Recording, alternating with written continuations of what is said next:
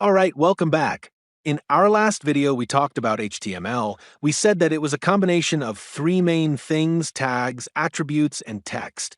We also mentioned that HTML is what structures text on a website. Example, we use the button tag to place a button on the site. If you've not watched our video on HTML, you could go back and check for the Learn HTML in 18 Minutes video.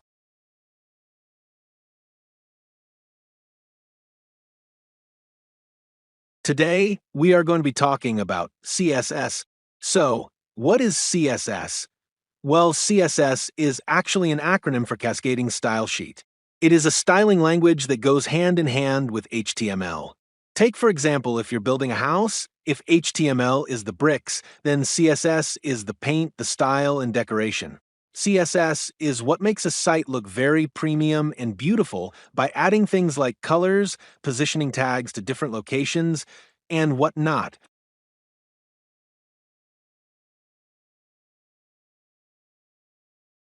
Okay, let's go deeper. I know you're already eager to learn how to design your structured HTML document, but this is where it gets tricky. A lot of beginners always ask the question, how do you connect CSS to HTML? Meaning, how can your CSS code reflect in your HTML document? It all comes down to the types of CSS styling. What do I mean? There are three major ways to write CSS and connect it to HTML. And these are: one, the inline CSS or method; two, the internal CSS or method; and three, the external CSS or method.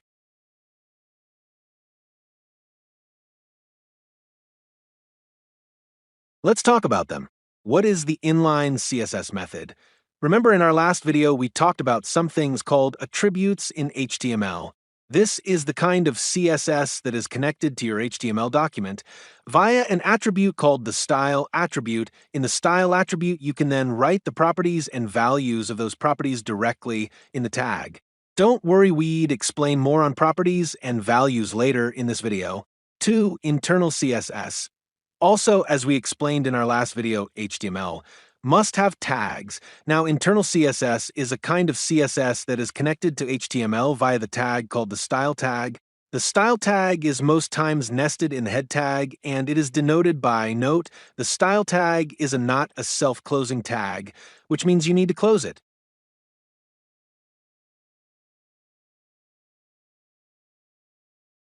3.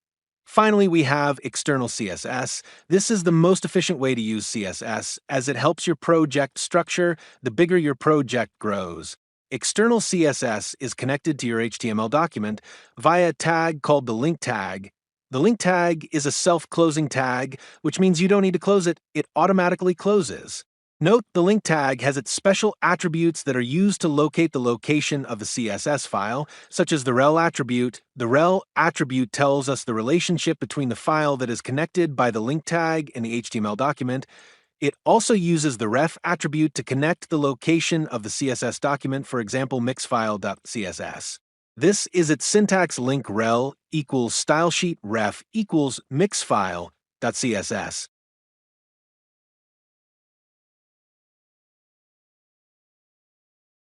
All right, now that we know the three ways to connect a CSS file to an HTML file or document, it's time to talk about properties and values.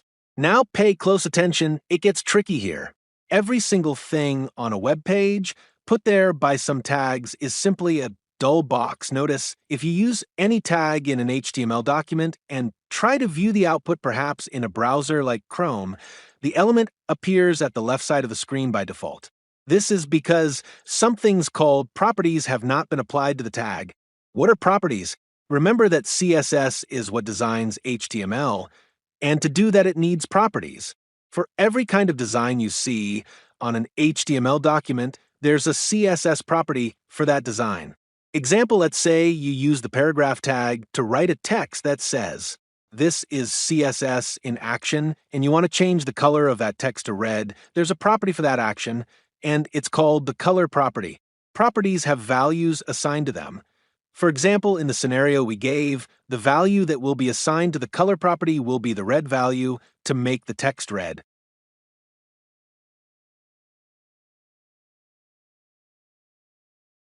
Now that we understand what properties and values let's show you some of the most important properties we have and their types of values. Don't worry if you don't really understand, you'd see a practical version when we get coding. First, the color property.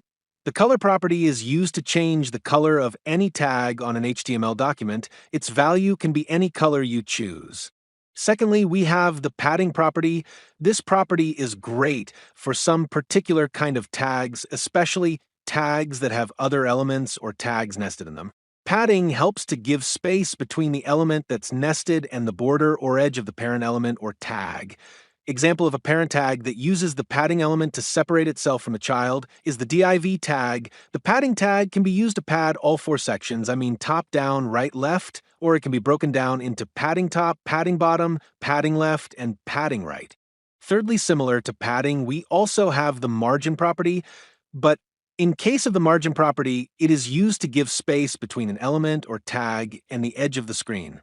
For example, you have a paragraph tag with some text nested in it. By default, it stays on the left side of the screen. To move it right a bit, you use the margin property, specifically the margin left property.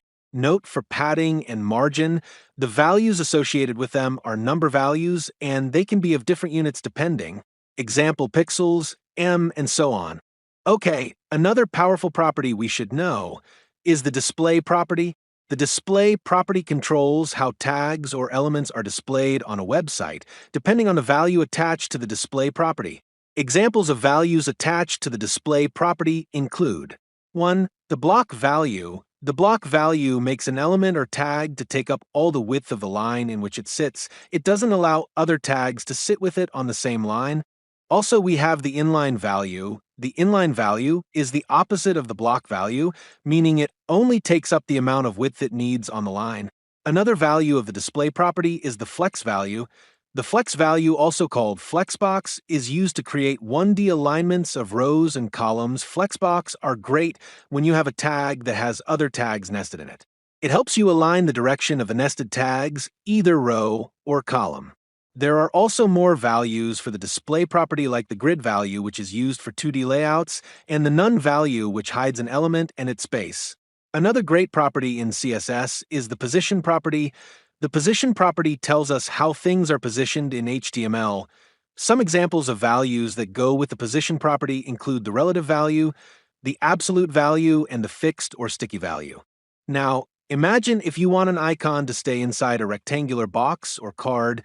The card needs a position set to relative, and the icon needs a position set to absolute to achieve that. Now, have you seen websites where the NAV or hamburger menu just stay fixed at the top when you scroll? Like they don't scroll as you scroll. This is due to the fixed or sticky value. Well, these aren't the properties we would talk about in this video. Note, there are still many more CSS properties, but you would need to find out those while practicing and henceforth becoming perfect. Examples of some more properties include the font style property, the text decoration property, the text align property, and more.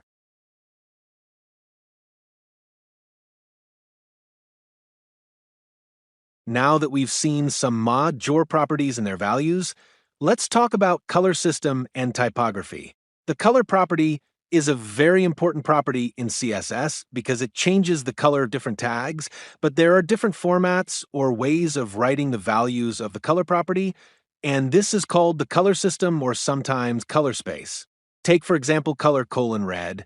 This is a way to assign the value of red to the color property. It is a direct method. You can also use other color spaces to assign the value of red to the color property. Examples are hexadecimal format and RGB format. Now, the hexadecimal color space uses a combination of characters called hex codes to write color values, and they can also be assigned to the color value. Hex codes normally start with a hashtag. Example this is the hex code for color red. Hashtag FF0000. This hex code can also be assigned to the color property to change the color of a tag.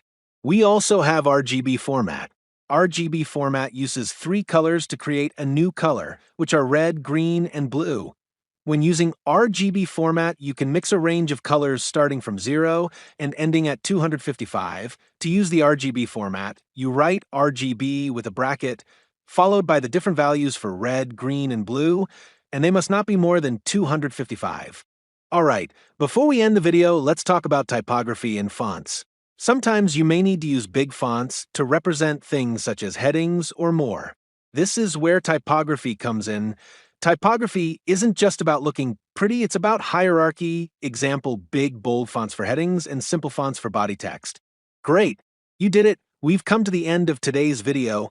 Make sure to subscribe and like, and we'd see you in the next one. Alright, so hello guys. Today we are going to be explaining everything we learned in the video. We're going to be talking about CSS and how to use it. So I'm going to be explaining the three types of ways to link CSS: HTML, the inline method, using the style attributes, the internal method using the style tag, and the external method using the link tag. So here I've drafted up an HTML document with a full working syntax. If you can see my project structure, I have HTML documents with the HTML extension and a CSS document with CSS extension, and they are both in the same project folder.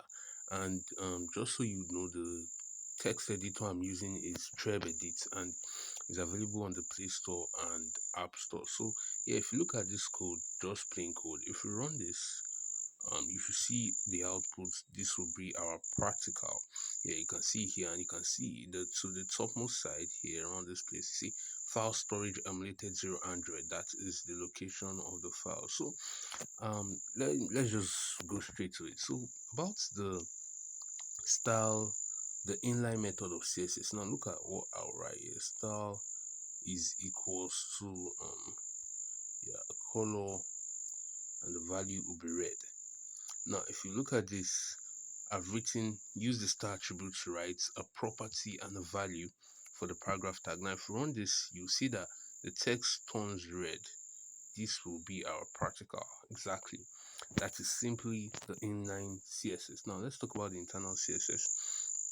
Let's cancel this real quickly and I'll show you guys. So remember we said that the style tag is normally nested in the head tag. So let's use the style tag now. Let's quickly write style and cover that, and also come down. So here we can write our style. So now let's grab this paragraph tag and bring it down here, and also write the same color sorry about that, color red. Yeah, and let's run this, and you see that it also converts to red. Yeah, so this is the same thing. So now told you guys this is the internal CSS. So let's remove this and now try the external CSS. Now remember this is our CSS file. So let's quickly use the paragraph tag, which is a selector. So just so you guys would know, what are selectors? Selectors are ways you can use to write CSS, and they are how you select a particular tag to write CSS for the tags design. Now there are four types of CSS selectors, which are the tag selector or element selector, tag or element selector, which is what we are doing now. We are selecting the paragraph tag via its elements, which is P. We also have the class selector. To use the class selector, you have to create a class for the HTML tag. We also have the ID selector. To use the ID selector, you create an ID for the HTML tag. You also have the attribute selector, which combines the tag and attributes together. So let's just simply write color red here. Now that we've written color red, we can just like save this, save. We come back to our HTML, and finally we get to use our link tag to link it. So remember I told you that you use the link tag to link CSS. Now, what is the rel attributes? We said that the rel attribute serves as tells us the relationship between the documents we are linking, that is the CSS documents and the HTML document. So here it's just simply a style sheet. Yeah, a style sheet. And now we use the href attributes. We use the href attributes, which is here, to link our file. So name of our file is document.css. So we just simply write it here. Documents. Sorry, I didn't spell that correctly. Documents .css, yeah, and that should be so press run. Exactly, so still the same red. Yeah, so no, those are the three ways to link CSS. Sorry, I didn't cover it there, but anyways, it should still work. So those are three ways to link CSS. Now, what are properties? Now, you remember, I'm in the CSS file now. We talked about properties, and you can see the color here to be red. The color is a property, and the value here is red. So if I change this to blue and I save, you see the document still automatically converts to blue. Exactly. So that is the link tag. Now we're talking about properties. Yeah, properties are those specific kind of designs that can be attached to a document. Now look at this document, for example. Um, this will be our practical. Now we talked about the margin property. Now remember, after every property, use a semicolon. So if you come down now, let's talk about the margin property. Now, how is the margin property used? Now, it said that the margin property is used to give space between an element and the edge of your screen. Now, let's try margin left. Yes, the margin left is going to be used to push the paragraph tag towards the right hand. It will be puffing space to the left hand side. Okay, let's just say 100 pixels. Now, with 100 pixels, the text is going to jump. Yes, the particular text of the HTML is going to jump. Alright, so let's load that. You can see that it's now in the middle. It has moved some spaces from the left. Exactly. That was what we explained about the margin tag. Now, if we insert, we can also use margin top. Yeah, so top will push it down because it's puffing space upward, so it has gone down. Exactly, so that's the use of the margin property. So instead of writing margin top, margin left, each one, you can just simply go straight by saying margin and writing four values. For example, 0 pixels, 100 pixels, 0 pixels. Yeah, so now this goes by saying the first one here, 100 pixels goes to top, 0 pixels goes to right, 100 pixels goes down, 0 pixels goes left. That's the meaning. So 100 pixels top, it's push it down, 0 pixels right, nothing's going to happen, 100 pixels down. So okay, let's remove this because we've already said 100 pixels left. Let's make this 100 pixels. So automatically what we are saying is top 100 pixels, right 100 pixels. So it's going to shift it towards the left hand side. So if we save this and run this, you can see it has shifted it down, but since it's already at the edge of the screen, it was not able to shift it. So that is the margin property here. We also have the padding property, but since the paragraph tag is not nested in any div, there's no use to there's no need for using the margin property, but you can try it out yourself. And we have the display flex position. We have the display we have the display property. All right, let's try it out so you guys will see what we are saying. Let me just write div here to create a container for the div tag. Okay, so if I close this, I bring this down, write this. So yeah, so now there we have a div there. So I told you guys about class selector, so let me just write class here. Class here equals to